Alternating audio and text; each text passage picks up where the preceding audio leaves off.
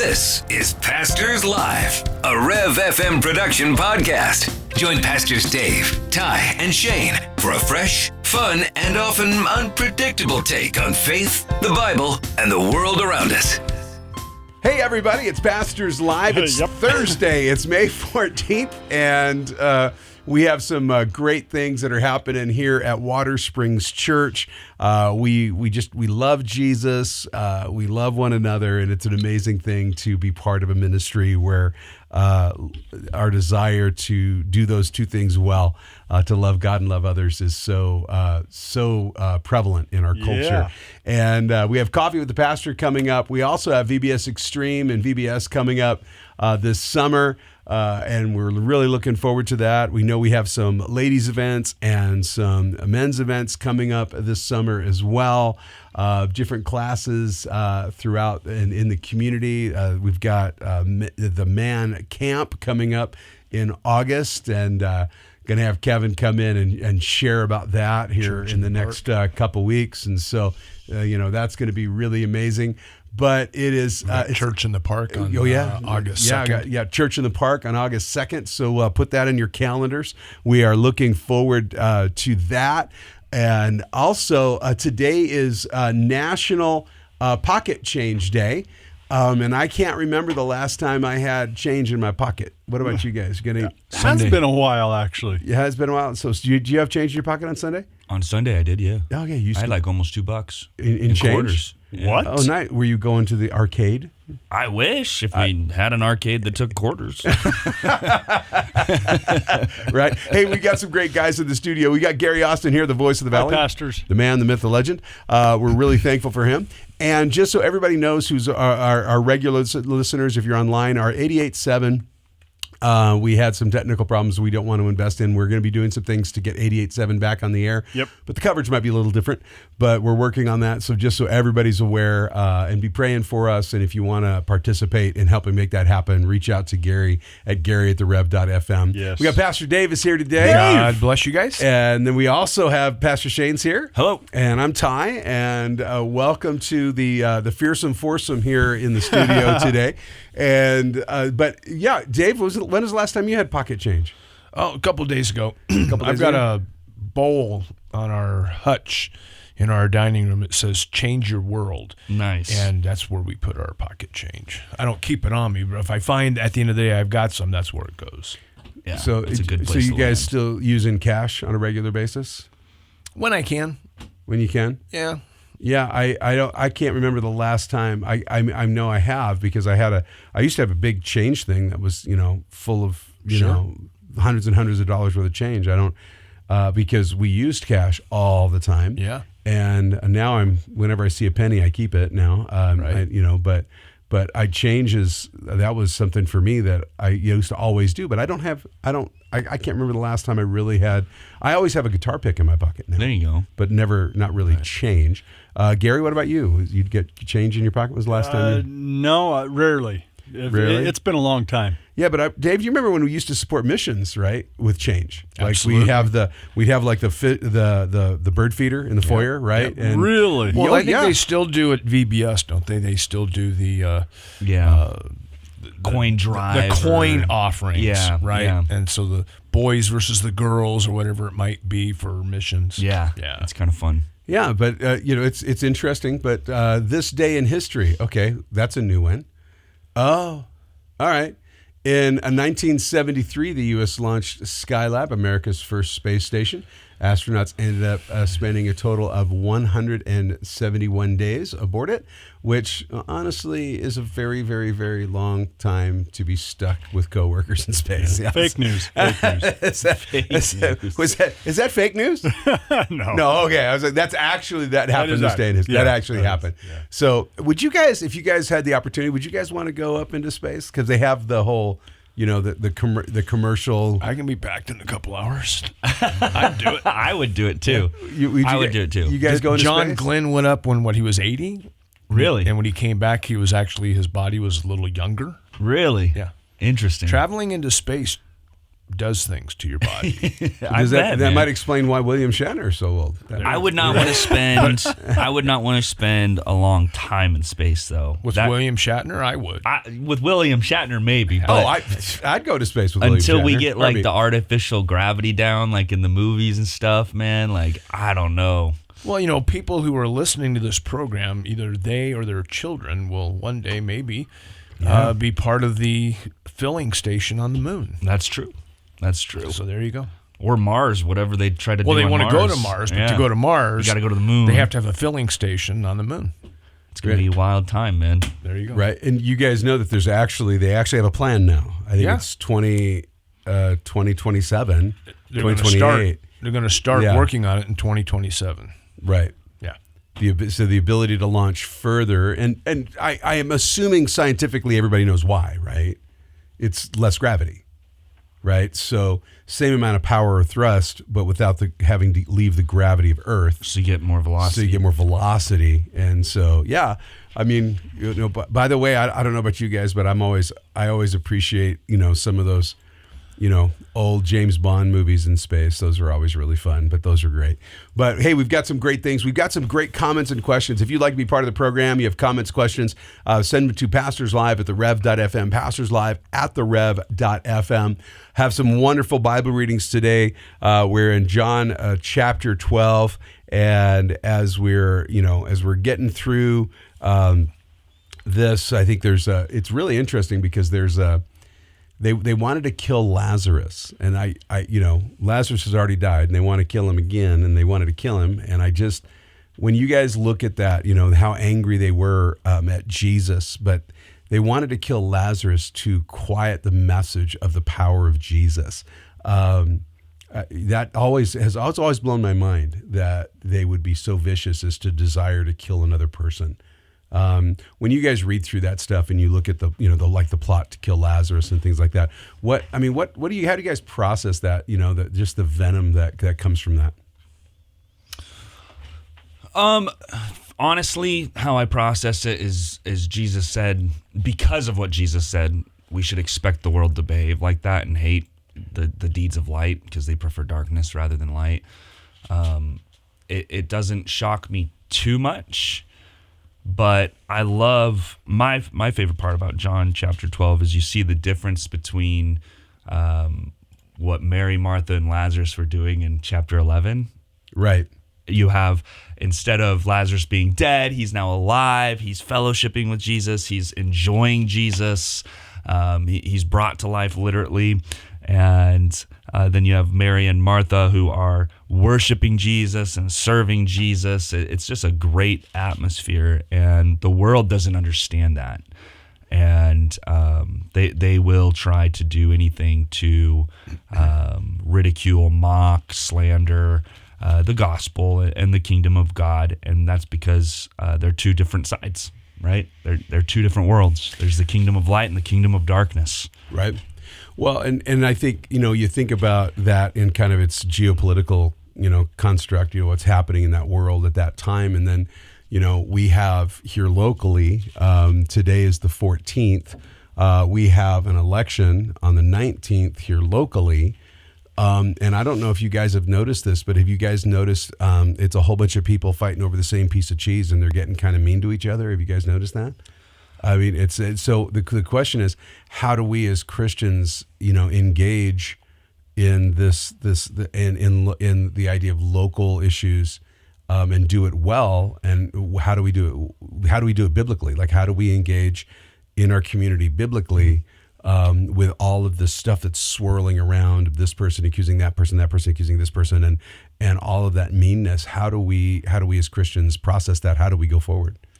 I think for me, it's when you look at the scriptures, it teaches you how to navigate through the craziness of life and the flesh and the world and all that stuff. And you think of like the fruit of the Spirit and the put-offs and the put-ons that the Apostle Paul talks about. Hey, put off this behavior, put on this behavior. I think when it comes down to just anything, voting, anything, do your research. Find out what you're about and what's closest to the Bible and treat people nicely along the way with the heart of the Spirit along the way, and don't get caught up in the the way of the world or the Right. wake of the world. Dave, You know, what do I'm just silly old Dave, and I look at this passage in John 12, and I think it's what interests me. We have the very first recorded words of Judas in the Bible are right here in John 12, and in it he is questioning the value of worship. Right, Mary has found herself once again at the feet of Jesus. In fact, every time we see Mary, she's at the feet of Jesus. And here she is, enjoying this very, if I can put it this way, this intimate place of being in worship at the feet of Jesus. And you've got the Pharisees that are all tied up in knots. We're going to lose our position. We're going to lose our power.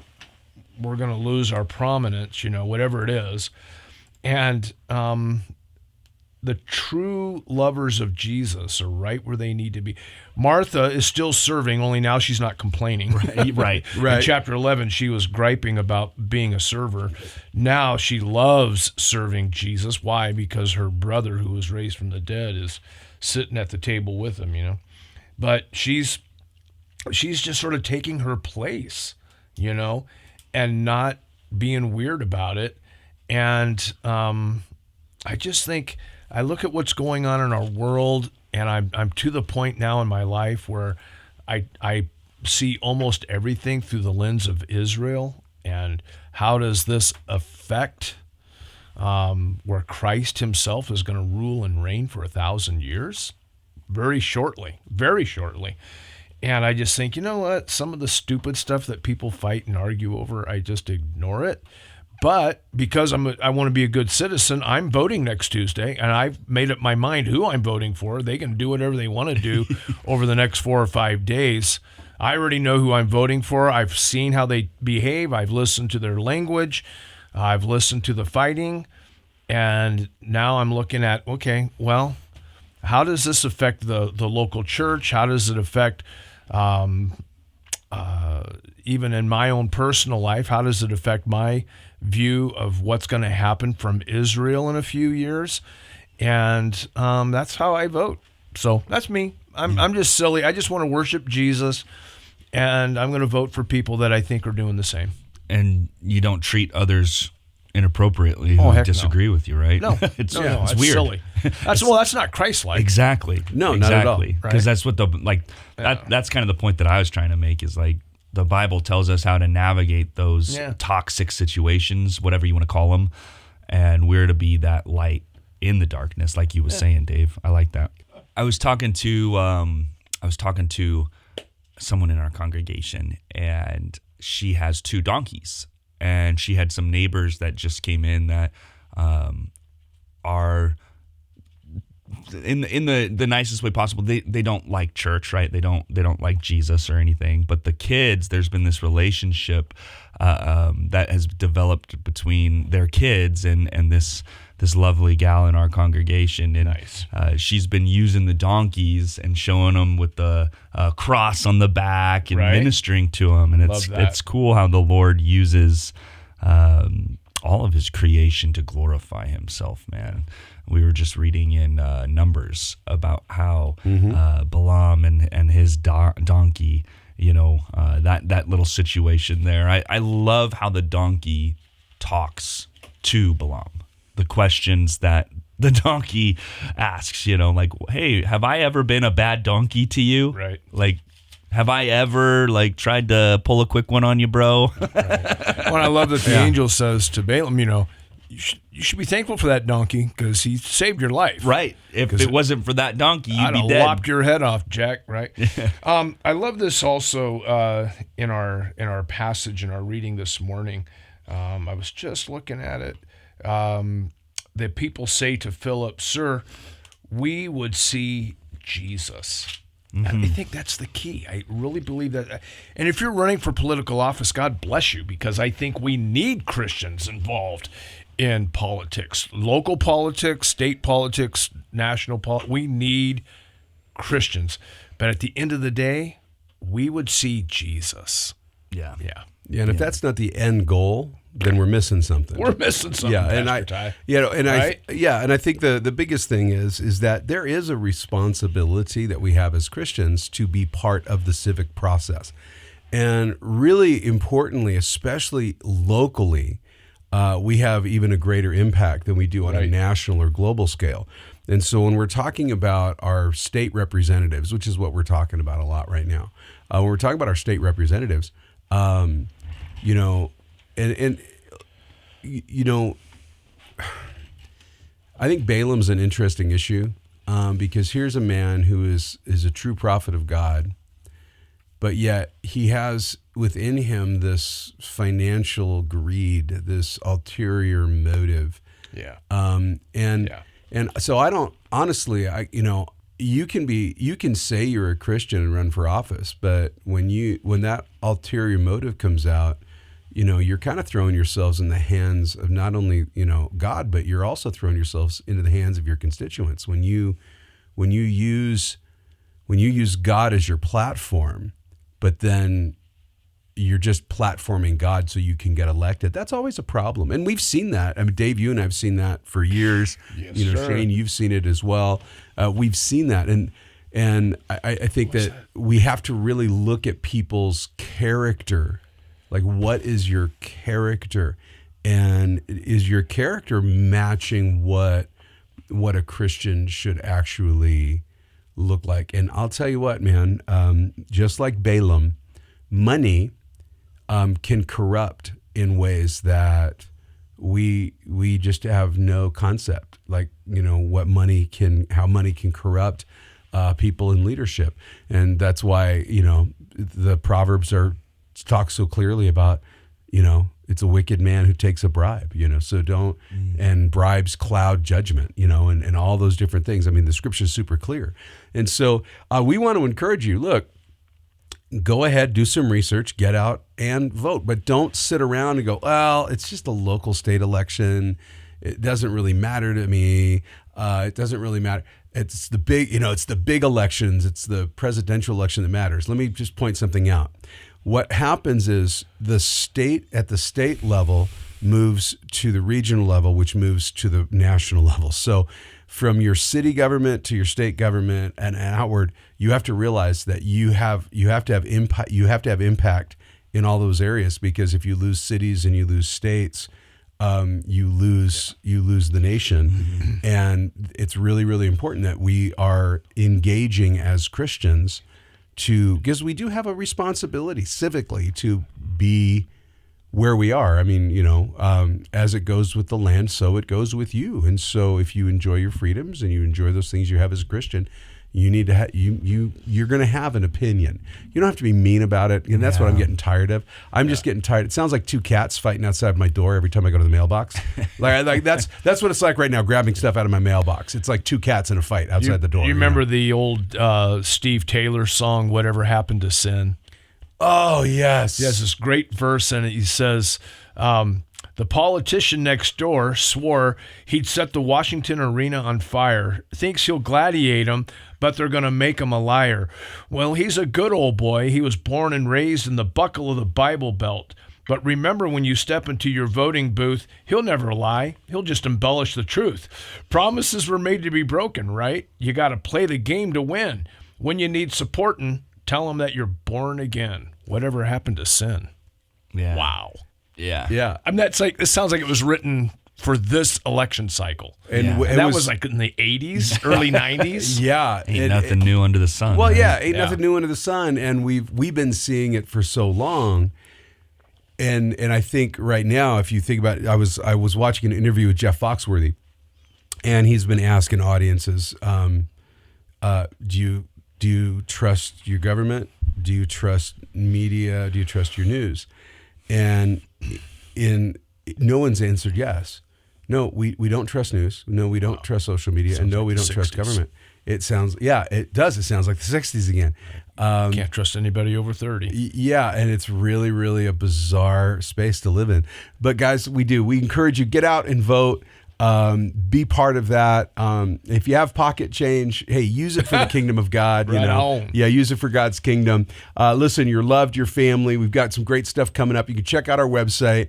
But you're loved, your family. God bless you, and we'll talk to you tomorrow. You've been listening to Pastors Live, a Rev FM production podcast. Join us again for more Bible talk, laughter, and unexpected tangents. Questions or feedback? Pastors Live at therev.fm. And don't forget to subscribe and leave a review.